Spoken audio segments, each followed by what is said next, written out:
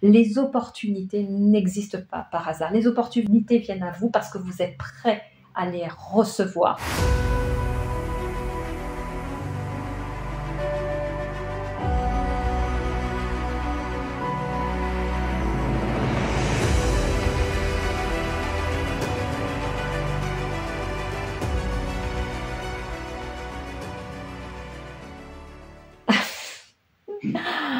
Alors en fait, c'est complètement l'inverse. Parce que moi, je ne suis pas comme ça. D'ailleurs, je ne fais jamais rien comme les autres et ça fonctionne. Souvent, j'entends ça justement, mettre en place une stratégie pour m'aligner à mes valeurs spirituelles. Mais en tout cas, ce sont mes valeurs fondamentales qui vont me permettre d'établir une stratégie. Tout part de moi, de mon authenticité, de ce que je veux vraiment, de ce que je veux créer dans ce monde, de ce que je veux apporter, de ce que j'ai, on dit le pourquoi je veux le faire. Mais au-delà de pourquoi, c'est pour qui je veux le faire. Bien sûr, je le fais pour servir ma vie, je le fais pour servir ma famille, je le fais pour servir la société. La stratégie, elle ne peut pas reposer sur du vent, sur de l'air. Ça ne peut pas reposer, à mon sens, ça ne peut pas reposer sur des chiffres que je vais établir. Le plus souvent, l'entrepreneur ou les conseillers en stratégie, ils vont démarrer par le produit, ils vont faire l'étude de marché.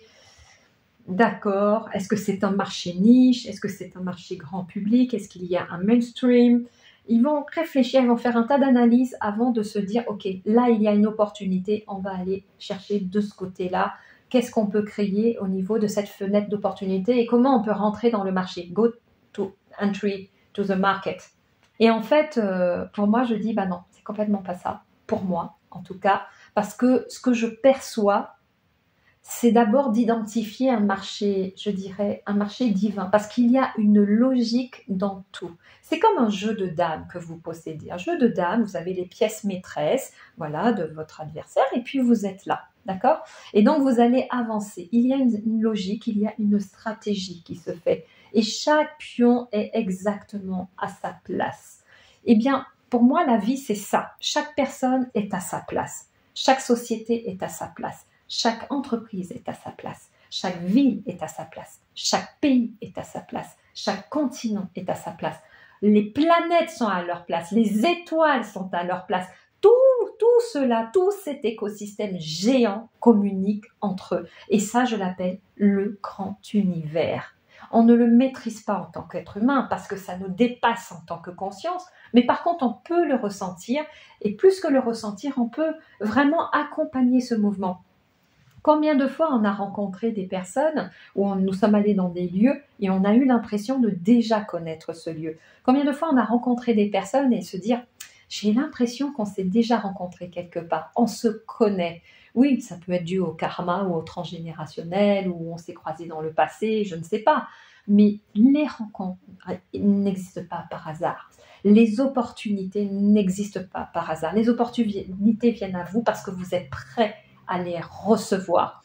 Donc, c'est exactement le champ invisible parce que je travaille avec le visible et l'invisible, avec le rationnel et l'irrationnel, avec le cérébral et en même temps l'intuitif. Nous sommes constitués complètement de toutes ces parties-là à l'intérieur de nous. Si je n'utilise que 50% de ma partie, par exemple, uniquement rationnelle, organisatrice, mentale, je me perds parce que je n'utilise pas l'autre partie qui est là. Donc déjà là, moi j'ai coupé 50% de mon potentiel. Je crois l'être. Si je fonce en disant c'est que mindset, je dois entraîner mon cerveau et répéter des affirmations positives pour que ça avance, ça ne marchera pas.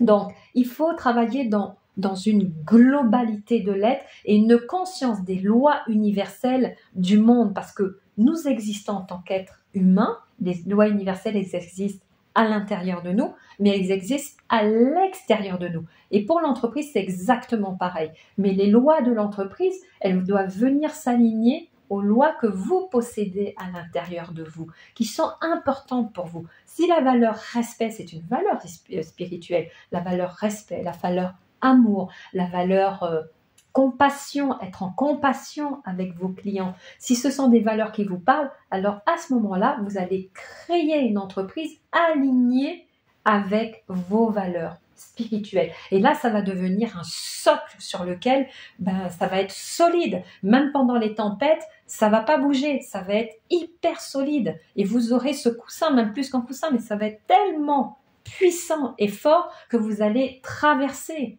C'est ce qui s'est passé pour moi.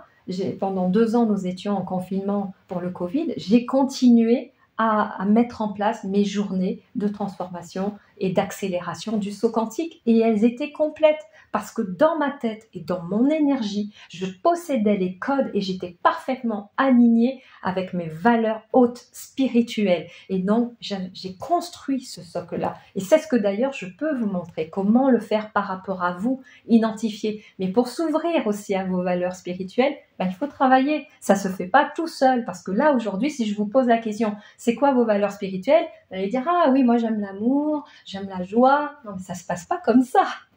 Ça demande un gros travail pour aller purifier vos structures, pour aller déblayer tout ce qui vous empêche de voir de vous-même avec la véritable vision, avec vos vrais yeux, pour vous regarder vous-même qui vous êtes, votre lumière, la voir, la percevoir, et après l'offrir au monde. Et là, il faut structurer en fait toute cette lumière-là. On ne peut pas la projeter comme ça au monde parce que des fois, elle fait mal.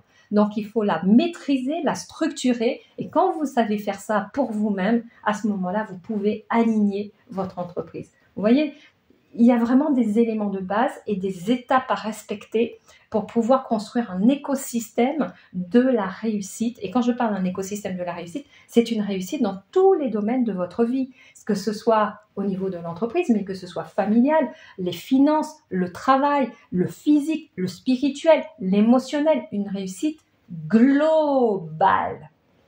Voilà, donc c'est ma perception et c'est comme ça que moi j'accompagne.